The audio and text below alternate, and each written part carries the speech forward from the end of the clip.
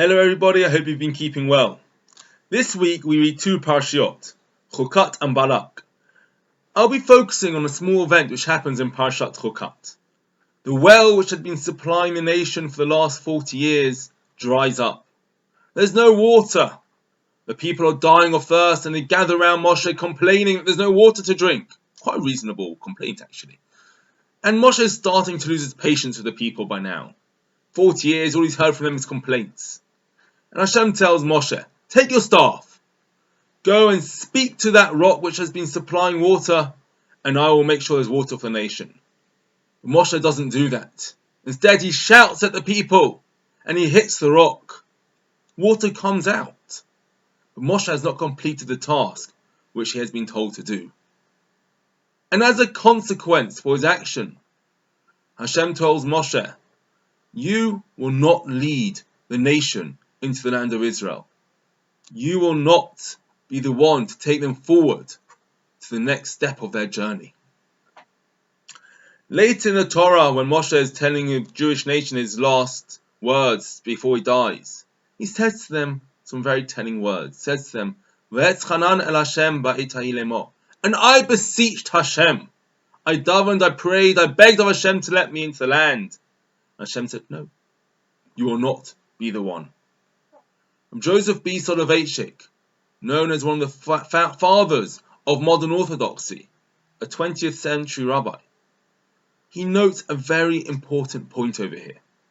He notes that it says, Va'etzchanan, and I beseech Hashem. I by myself, Moshe is telling the nation, you did not stand with me and help. You did not stand next to me and daven to Hashem for this as well.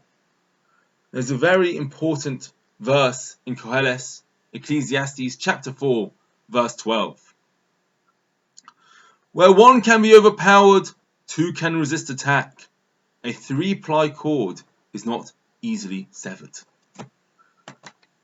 Ansel Rothschild, who was the founder of the Rothschild banks of international banking, he had 10 children. He'd send them all over the world to different countries to set up banks. And before his passing, he gathered his children to him. And he gave them all a stick. And he said to them, I want you, each one of you, to break the stick which I have given you. Well, that looks quite simple. One of them would snap it in his hand. Another guy would snap it over his knee. Someone else would put it against the wall and crack it under their foot.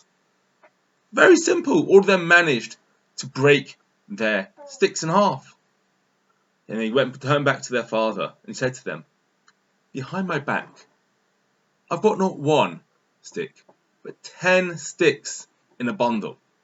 And I want you now to try and break those 10 sticks. All of you managed to break one. Let's see if you can break the 10. And try as they might, whichever way they tried doing it, none of them were able to break that bundle of 10 sticks. And the message of Moshe, the message of Rothschild, and the message from Kohelet is the same. As an individual, we have strengths, but we are also weak. We can stand to an extent, but we will fall as well at some point. Together, when we unite, when we get together, we are much, much stronger. When we can work together, we can do so much more. The amount that two people can lift is much greater than the sum of its parts. Shabbat Shalom.